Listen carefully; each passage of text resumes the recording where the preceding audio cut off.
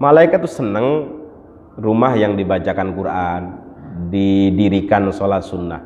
Kalau banyak malaikatnya akan banyak rahmatnya. Kalau banyak rahmatnya, doanya mustajab. Doanya mustajab.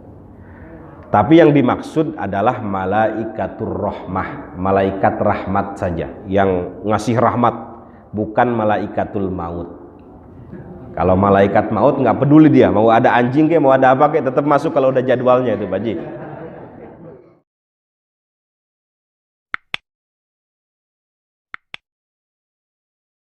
Assalamualaikum warahmatullahi wabarakatuh. Alhamdulillahi rabbil alamin wa bihi nasta'inu ala umuri dunya waddin, wassalatu wassalamu ala ashrafil anbiya'i wal mursalin sayyidina wa maulana Muhammadin wa ala alihi wa sahbihi ajma'in. Mari sama-sama Bapak Ibu, Allahumma faqqihna fid din wa 'allimna at-ta'wil. Allahumma inna nas'aluka ilman nafi'a wa amalan salihan mutaqabbala wa rizqan wasi'an halalan tayyiban mubaraka.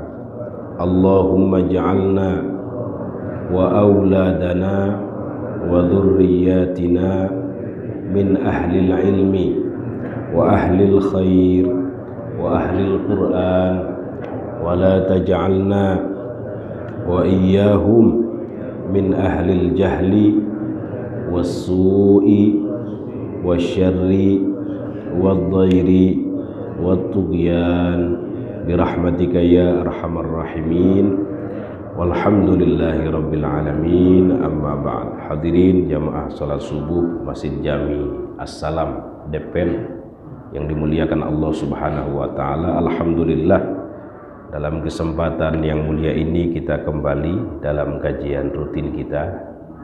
Mudah-mudahan hadirnya kita di sini dicatat sebagai amal ibadah, amal soleh, amal baik yang dapat memperberat timbangan kebaikan kita di akhirat. Amin ya rabbal alamin. Apalagi kita saat ini sedang berada di awal-awal bulan mulia, yaitu bulan Muharram. Tanggal berapa sekarang Pak? Tanggal 9. Ada yang puasa Pak? Enggak. Alhamdulillah. Kalau nggak bisa hari ini, mudah-mudahan besok. Asyuranya besok ya? Kata seorang ulama tabi'in, namanya Al-Imam Abu Uthman An-Nahdi. Beliau ini sebenarnya seorang mukhadram, pernah mengalami masa jahiliyah, pernah mengalami masa Nabi wafat, masuk Islam. Para ulama memasukkannya ke dalam kategori tabi'in. Bahasa dalam ilmu hadis disebut mukhadram. Mim, kha, dod, ra, mim, mukhadram gitu ya. Tetap masuknya kategori tabi'in. Jadi nabi, sahabat, tabi'in. Meskipun dia mengalami atau ketemu dengan Rasulullah Shallallahu Alaihi Wasallam, tetapi dalam keadaan kafir. Yang disebut sahabat itu orang yang bertemu Nabi dalam keadaan beriman dan meninggalnya pun dalam keadaan beriman. Ada orang ketemu Nabi dalam keadaan beriman misalnya, meninggal dalam keadaan kafir, tidak disebut sahabat. Ada orang ketemu Nabi dalam keadaan kafir, kemudian Nabi wafat, dia masuk Islam, sahabat apa bukan Pak? Dia ketemu Nabi dalam keadaan kafir, Nabi wafat, dia masuk Islam, sahabat apa bukan? Tabi'in. Karena yang disebut sahabat man laqiyan nabiyya sallallahu alaihi wasallam, orang yang bertemu Nabi sallallahu alaihi wasallam mukminan, dalam keadaan beriman, wa mata 'alal iman, dan dia pun wafat meninggal mati dalam keadaan beriman. Nah, Abu Utsman An-Nahdi ini mengalami masa jahiliyah, mengalami masa Nabi, belum Islam tuh, masih kafir. Nabi wafat, dia masuk Islam. Kategorinya apa Pak? Tabi'in. Istilah dalam ilmu hadis mukhadram. Jadi ulama besar. Ya namanya hidayah kita nggak tahu Pak ya. Padahal hidayah Islam sudah ada di depan mata gitu, tetap aja nggak mau masuk Islam. Sebagaimana pamannya Nabi siapa? Abu Thalib itu, yang menolong Rasulullah Shallallahu Alaihi Wasallam sampai orang kafir, orang musyrik Quraisy, pembesar-pembesar Quraisy saat itu sungkan mengganggu Nabi karena ada Abu Thalib gitu. Tetapi diajak masuk Islam nggak mau. Bagaimana dengan agama nenek moyang saya? Jawabannya begitu.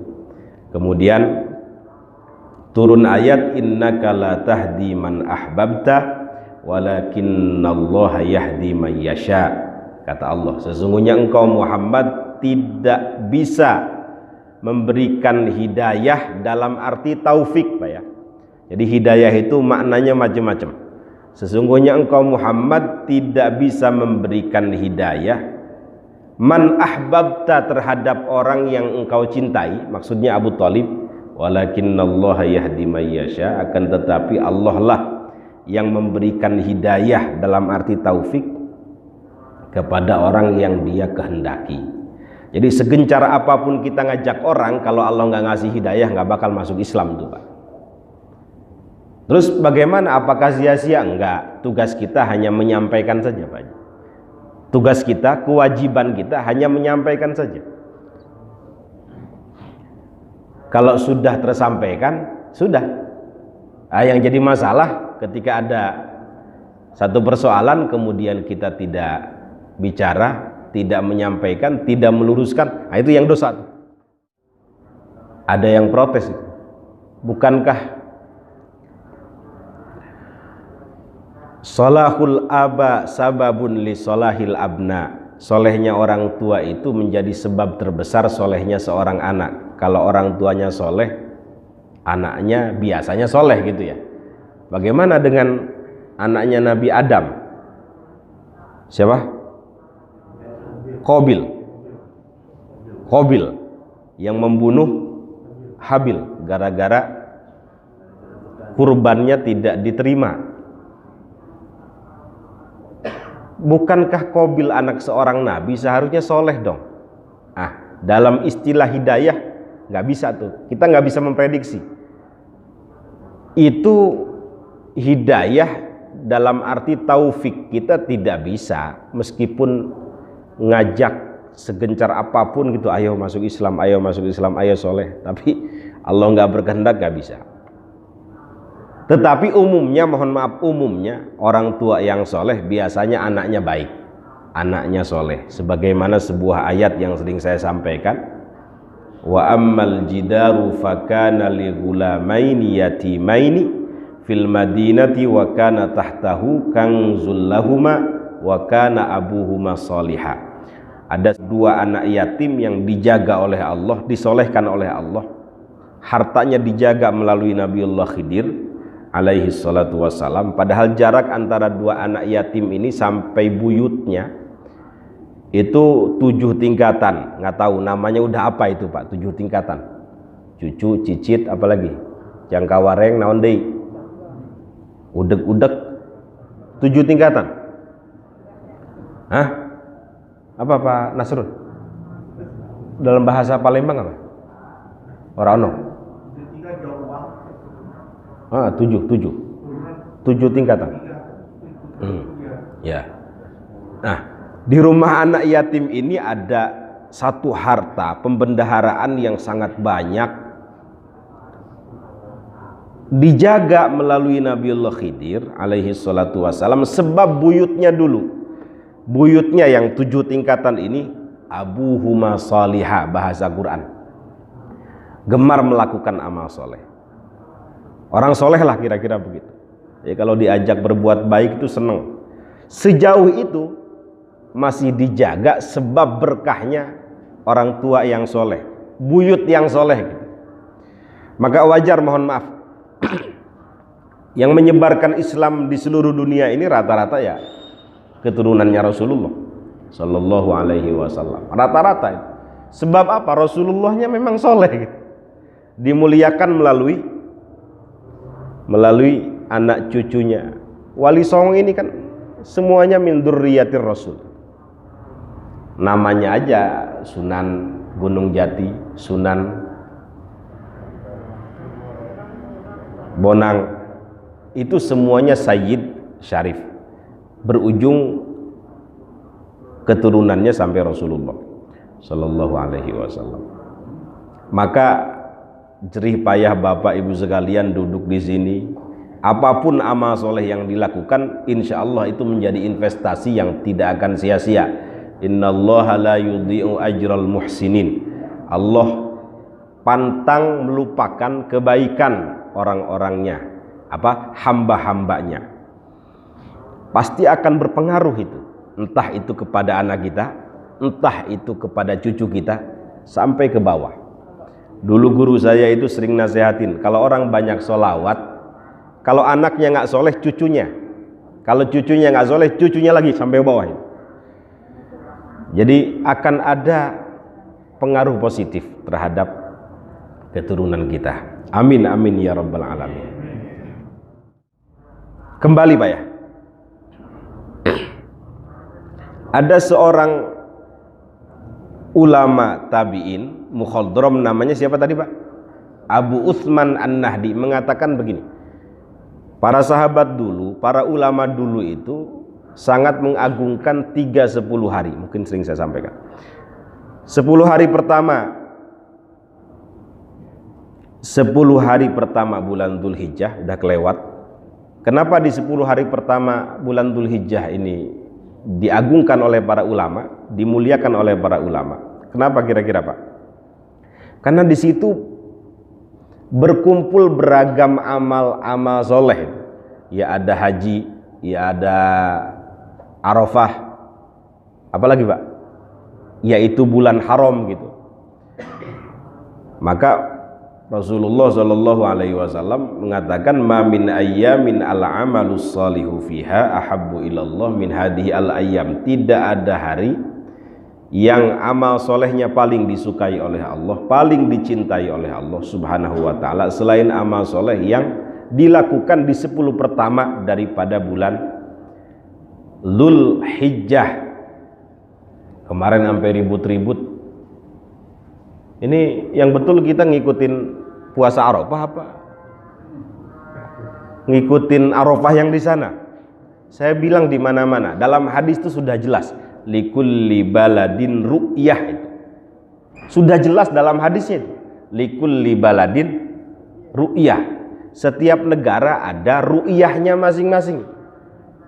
Ada bulannya masing-masing. Nggak bisa kita ngikutin sana Pak, jamnya saja beda. Bapak sholat zuhur, mohon maaf, sholat zuhur jam berapa di sini? Jam 12. Di sana juga jam 12. Cuma bedanya berapa jam? 4 jam, 5 jam. Nggak bisa kita ngikutin sana. Kalau ngikutin sana zuhurnya nggak sah, belum zuhur.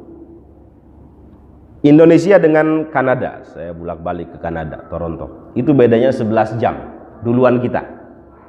Terus bagaimana itu Pak Haji? Nggak sah sholat kita kalau ngikutin Kanada, ngikutin Toronto misalnya. Maka dalam hadis sudah jelas, likulli baladin ru'yah. Setiap negara ada ru'yahnya masing-masing. Puasa Arafahnya kita ya tanggal 9. Yang disebut Arafah itu puasa tanggal 9 Dzulhijjah, bukan berbarengan dengan Arafah. Kalau memang kebetulan berbarengan ya alhamdulillah. Tetapi patokannya adalah ru'yah. Ru'yah itu melihat bulan dengan kasat mata. Ada ru'yah, ada ro'yah, ada ru'yan. Ada 3 tuh. Ada ru'yah, ada ro'yan, ada ru'yan. Kalau ru'yah melihat dengan pandangan mata kasat mata.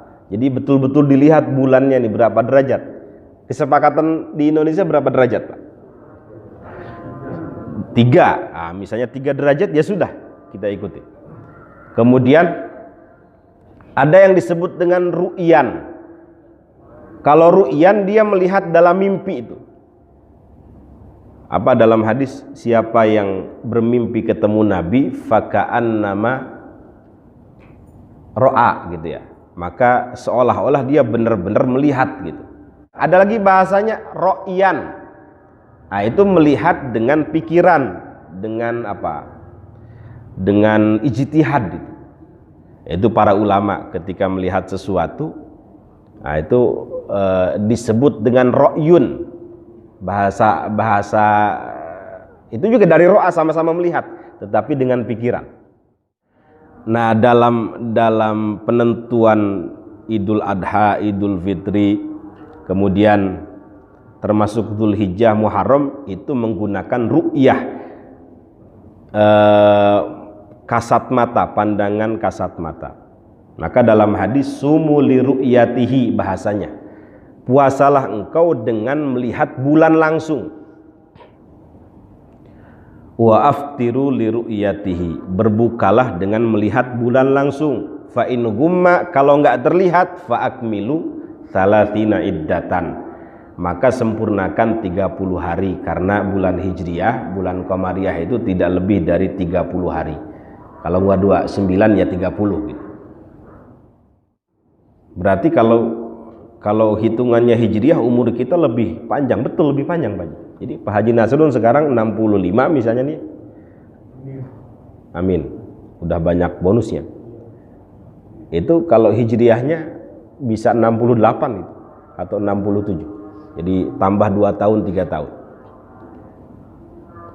Oke. Tadi sampai mana Pak Haji?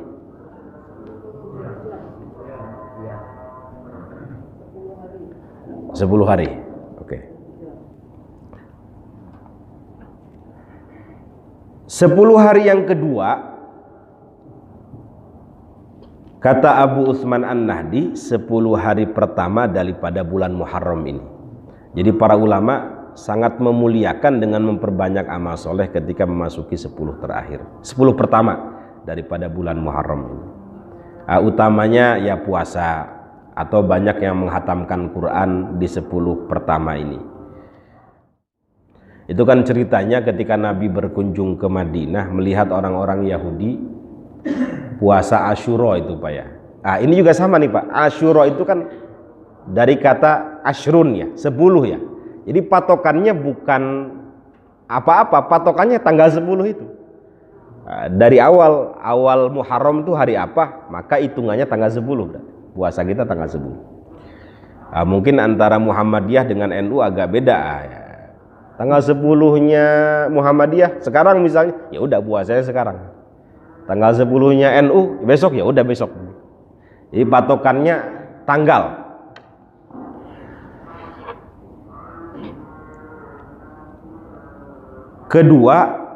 Ketiga ya. 10 terakhir daripada bulan Ramadan. 10 hari pertama bulan Dzulhijjah yang dimuliakan, 10 hari pertama bulan Muharram, terakhir 10 hari terakhir daripada bulan Ramadan. Kenapa Pak?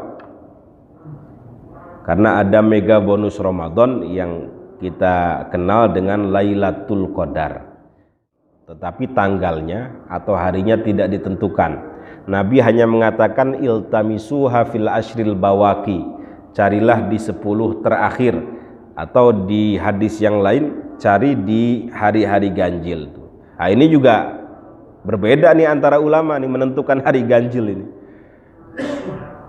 21, 23, 25, 27, 29. Kalau Bapak ingin dapat semuanya ya dari tanggal 20 sampai terakhir itu tancap gas gitu. Kekeliruan kita kan semangat di awal, loyo di akhir. Padahal Rasulullah tidak begitu. Beliau ibadahnya biasa saja di awal, tetapi ketika memasuki 10 terakhir betul-betul tancap gas. Kalau kita apa Pak? Udah mikirin pulang kampung udah mikirin bikin kue, sibuknya nggak di masjid tetapi di dapur.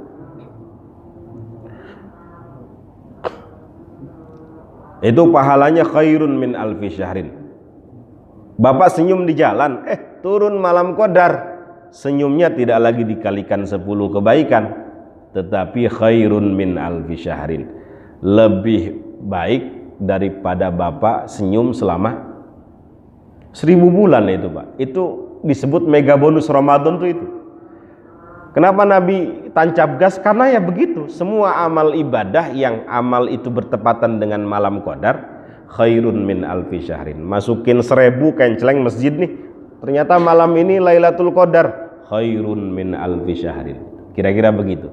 Maka ini merupakan keistimewaan bagi umat Rasulullah, meskipun usianya pendek-pendek, mabaina sittina ila sab'in, antara 60 sampai 70 tahun, tetapi diberikan amal-amal yang kalau dilakukan bisa melebihi umurnya. Itu salah satunya adalah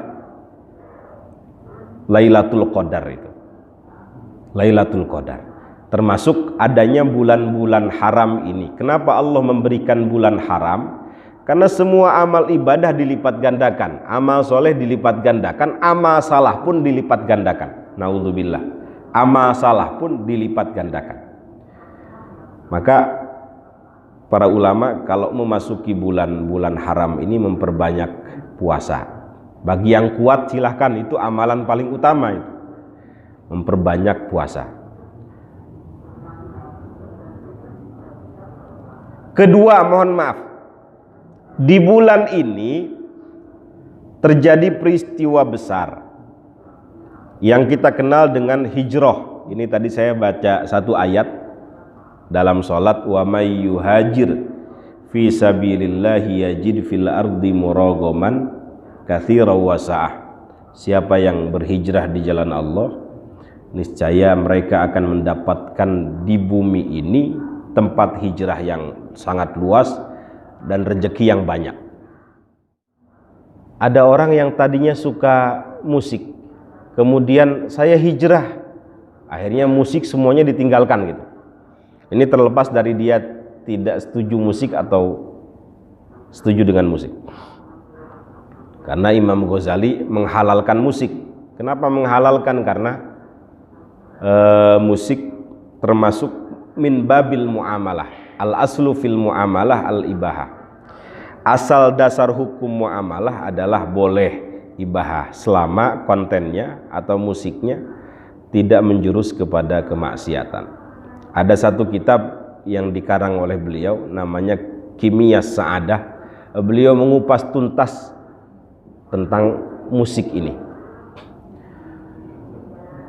Hijrah yang betul bagaimana? Ya tetap Bapak bekerja di musik, tetapi niatkan musik itu untuk berdakwah gitu.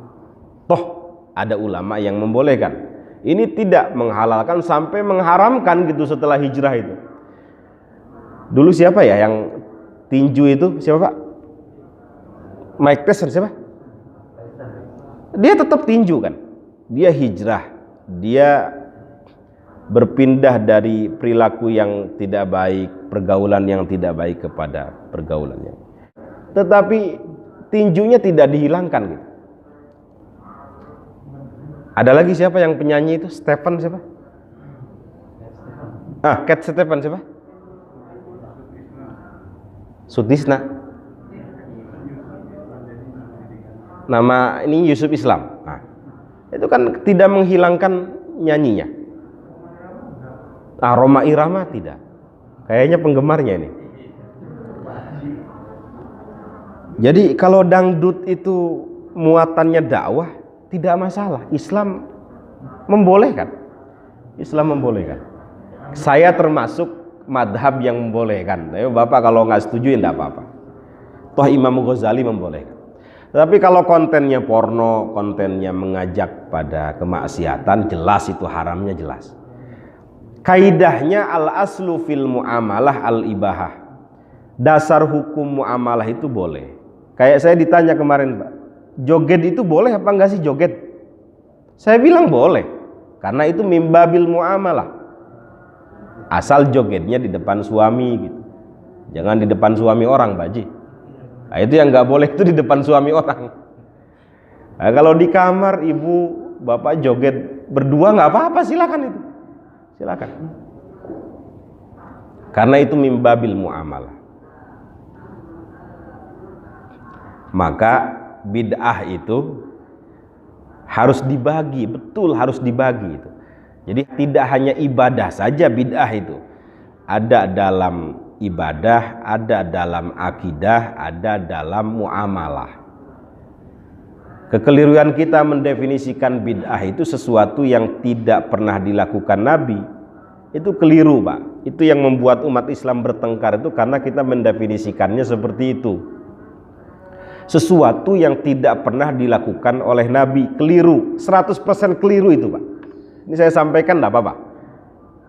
Ada orang mendefinisikan bid'ah itu sesuatu yang tidak pernah dilakukan dan dicontohkan Nabi. Itu keliru 100%, 100%, 1000%. Enggak 100%, 1000%.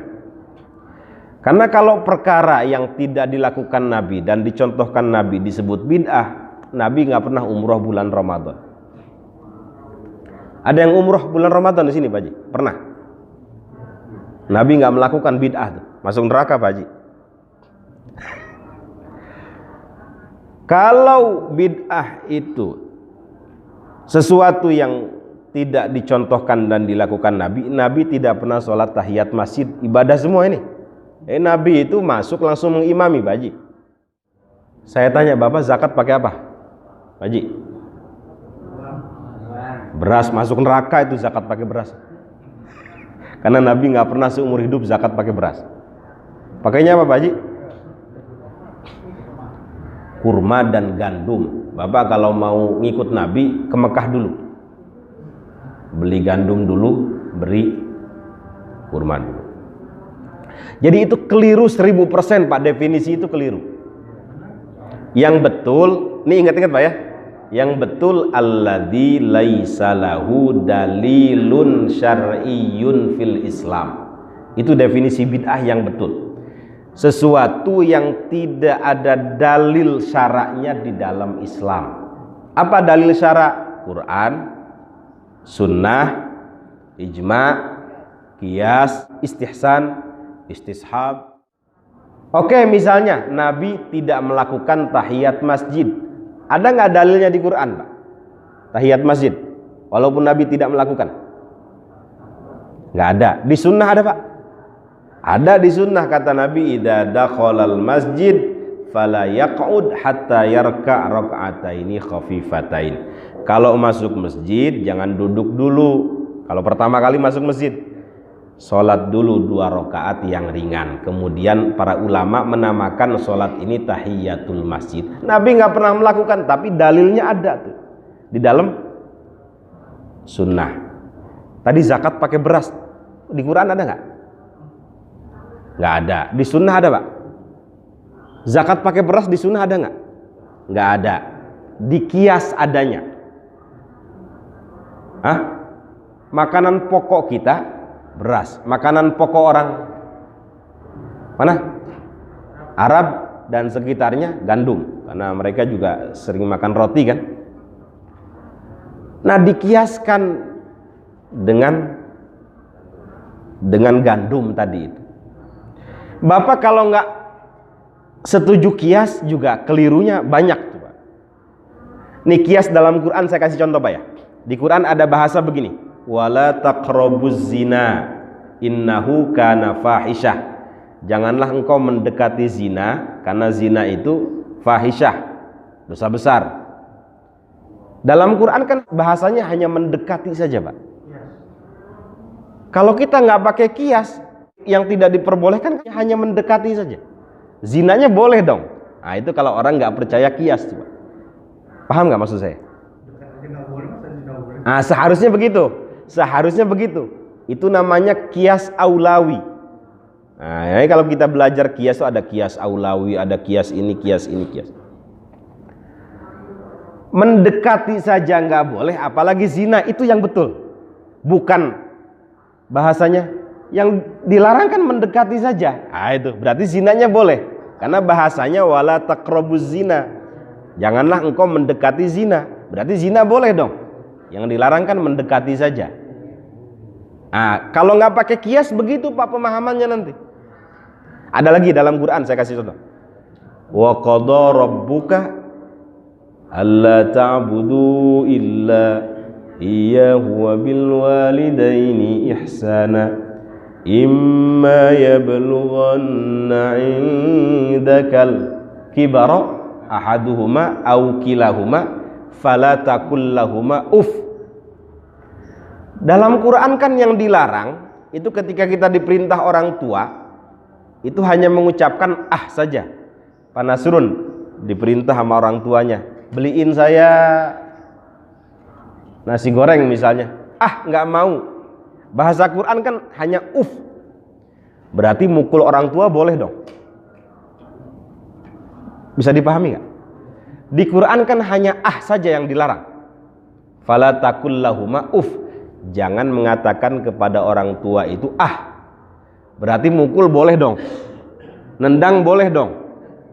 Kalau kita nggak percaya kias, ke sana Pak nanti. Ujung-ujungnya ke sana. Nah, pemahaman yang benar bagaimana? Ah saja nggak boleh, apalagi mukul, apalagi menghardik, apalagi menyepelekan gitu. Ah saja nggak boleh. Ah itu kias tuh begitu. Maka kenapa Pak Haji? Dilarang kencing di sini bukan berarti kencing aja, tapi yang semisal dengan kencing itu. Oh di sini, iya betul. Jangan kencing di sini, berarti di sana boleh. Itu kan pemahaman keliru itu Pak. Oke.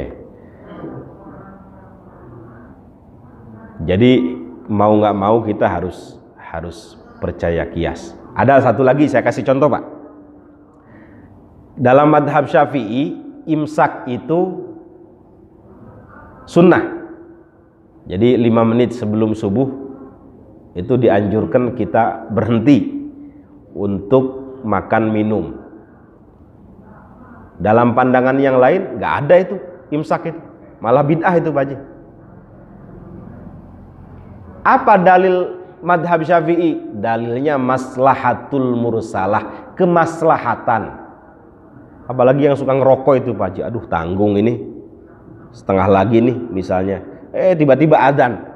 Nah, adanya imsak itu untuk menghentikan dia agar berhenti merokok itu Pak Haji.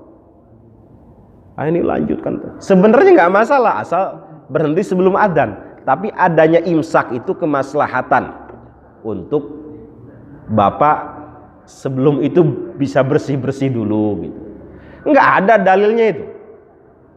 Nabi nggak pernah melakukan, tetapi dalilnya ada dalam maslahatul mursalah itu dan lain sebagainya. Banyak Pak. Jadi termasuk umroh bulan Ramadan. Nabi nggak pernah melakukan umroh bulan Ramadan. Nabi melakukannya di bulan Dzulqa'dah semua. Tapi Nabi kan mengatakan dalam hadis, siapa yang umroh bulan Ramadan maka dia seperti melakukan haji bersama saya. Jadi dalilnya ada dalam sunnah meskipun Nabi tidak melakukan. Seperti adzan di masjid, Nabi juga nggak pernah melakukan adzan di masjid Pak Haji. Jadi yang adzan-adzan ini masuk neraka nih kalau definisinya tadi itu. Kalau definisinya sesuatu yang tidak dicontohkan dan dilakukan oleh Nabi, maka muadzin masuk neraka itu, karena Nabi nggak pernah adzan di masjid. Jadi dirubah itu Pak ya definisinya Pak. Sesuatu yang tidak ada dalil syaraknya di dalam Islam, itu yang betul. Dalil syarak apa Pak? Quran, sunnah, ijma', qiyas, maslahatul mursalah, istishab, sadud darai. Ada lagi di Madinah amal ahlil Madinah. Amal ahlil Madinah contohnya apa? Di sana sholat tarawih lebih dari 20 rakaat. Berapa? 39 rakaat. Yaitu amalnya orang sana. Kenapa? Karena mungkin alasan mereka tidak tawaf, itu saja ya. Kalau di Mekah setelah 20 rakaat itu bisa tawaf, di Madinah nggak bisa tawaf. Kemudian para ulama menyimpulkan bahwa sholat tarawih itu nggak ada batasannya.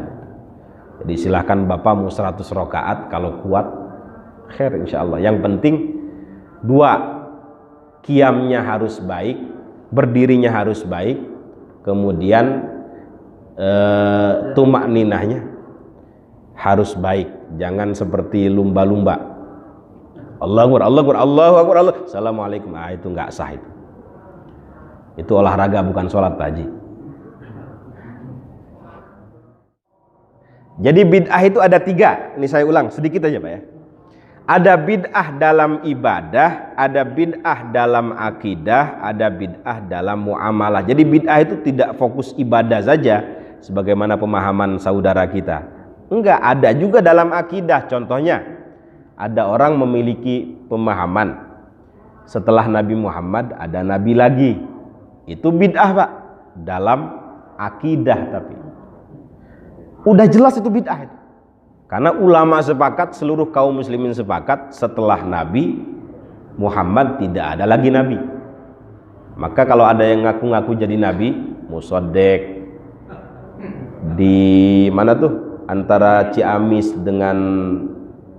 dengan Cilacap ada agama namanya Jasun, Jawa Sunda, nabinya Tugimin, Pak Haji. Kalau sallallahu ala Muhammad itu kan ya enak lah, sallallahu ala Tugimin gitu. Jadi kiai aja nggak sangar itu, Pak Haji. Ini suara apa ini? Di Madinah, bukan di Madinah, di India ada nabi palsu namanya Mirza Ghulam Ahmad yang ajarannya sampai sekarang masih ada itu, Ahmadiyah. Itu sudah jelas bid'ah, udah jelas sesatnya itu. Makanya saya bingung. Di Mekah, di Madinah itu pelajaran kelompok-kelompok Islam Ahmadiyah itu nggak masuk, Pak. Ada Mu'tazilah, ada itu banyak, ada Firaqul Islam. Tapi Ahmadiyah nggak masuk. Kenapa? Karena Ahmadiyah meyakini setelah Nabi Muhammad ada nabi lagi. Itu udah di luar tuh sebenarnya. Kalau saya pribadi tegas, itu bukan muslim itu, Pak. Karena dia meyakini setelah Nabi Muhammad ada nabi lagi. Itu contoh bid'ah dalam akidah. Contoh bid'ah dalam ibadah apa, Pak? Contohnya, Bapak sholat subuh jam 8 siang di lapangan apa namanya nih yang biasa sholat Idul Adha, lapangan sini, dengan narasi misalnya setelah sholat subuh jam 8 kita jogging misalnya.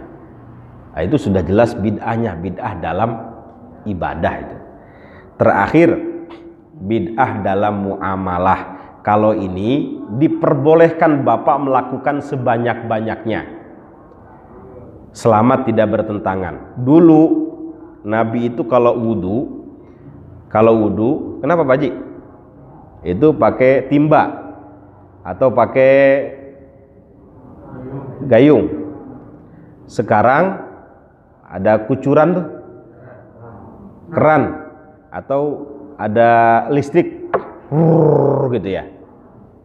Kalau dulu harus nimba dulu, sekarang cukup di nah, membuat apa namanya stop kontak begini ini bid'ah, Pak. Tapi dalam muamalah itu zaman Nabi gak ada, zaman kita ada. Nah, bikin yang begini boleh nih, Pak, malah dianjurkan sebanyak-banyaknya. Dulu nggak ada handphone, bid'ah tuh, Pak. Tapi dalam muamalah, Pak ya, handphone manfaat apa enggak? Manfaat, maka bikinlah sebanyak-banyaknya. Motor bid'ah juga, tapi dalam muamalah bikin sebanyak-banyaknya. Mobil dan lain sebagainya. Jadi tidak hanya fokus dalam ibadah bid'ah itu. Ya, dalam akidah ada, dalam ibadah ada, dalam muamalah malah dianjurkan sebanyak-banyaknya. Yang pertama kali dilakukan oleh Nabi ketika hijrah ke Madinah adalah membangun masjid, kemudian jihad fisabilillah, kemudian memperhatikan anak yatim karena banyak para syuhada yang meninggal saat itu, kemudian meninggalkan yatim piatu. Ketiga, mengajar. Jadi Nabi itu 4 yang beliau lakukan: bikin masjid, kemudian sebagai sentral, Pak ya, sentral kegiatan Islam. Kedua, jihad fisabilillah karena di Makkah belum diizinkan perang. sampai ke Madinah baru diizinkan perang. Nah, perang yang terbesar pertama kali perang Badar. Itu pun mereka melakukannya saat Ramadan, saat puasa. Kemudian tadi Pak, memperhatikan fakir miskin, yatim piatu, janda-janda tua maupun muda, jangan yang muda aja Pak Haji, yang tua juga diperhatikan. Kemudian mengajar, sampai Nabi mengatakan, innallaha lam yab'atsani mu'annitan wala muta'annitan walakin ba'atsani mu'alliman muyassiran. Sesungguhnya Allah tidak mengutus aku sebagai orang yang keras kepala, sebagai orang yang memaksakan kehendak, tetapi sebagai pengajar yang memudahkan. Pengajar yang memudahkan. Dan dunia ini terakhir, dunia ini semuanya dilaknat Pak Haji, kecuali 4 kategori yang tidak akan dilaknat. Mudah-mudahan Bapak kita semua masuk ke dalamnya. Ala innad dunya mal'unah, kata beliau, dunia ini semuanya dilaknat. Wa mal'unun ma fiha, sampai yang terkecil-kecil dilaknat. Illa dzikrullah, kecuali zikir kepada Allah. Wa mawalah, dan segala sesuatu yang semisal dengan zikir. Ya baca Quran, ya ngaji, taklim, tahajud, sedekah, apalagi Pak Haji, yang semisal dengan zikir kepada Allah. Au aliman, atau orang yang alim yang mengamalkan, mengajarkan ilmunya. Au muta'alliman, atau orang yang belajar, muta'allim. Jadi 4 kategori ini insya Allah tidak akan dilaknat. Laknat itu apa artinya Pak Haji? Antonim dari rahmat. Maka kalau di rumah Bapak kalau pengen banyak rahmatnya, jangan miara anjing. Jadi malaikat itu gak mau masuk rumah yang di dalamnya ada anjing. Ini mohon maaf, keluar nih. Dalam. Keluar. Gak apa-apa ya? Ya siapa tahu ada yang miara anjing di sini. Jadi malaikat tuh gak mau masuk ke dalam rumah yang di dalamnya ada anjing. Malaikat tuh seneng rumah yang dibacakan Quran, didirikan sholat sunnah. Kalau banyak malaikatnya akan banyak rahmatnya. Kalau banyak rahmatnya, doanya mustajab. Doanya mustajab. Tapi yang dimaksud adalah malaikatur rahmah, malaikat rahmat saja yang ngasih rahmat, bukan malaikatul maut. Kalau malaikat maut nggak peduli dia, mau ada anjing kayak mau ada apa kayak tetap masuk kalau udah jadwalnya itu Pak Haji. Nggak peduli dia. Hah?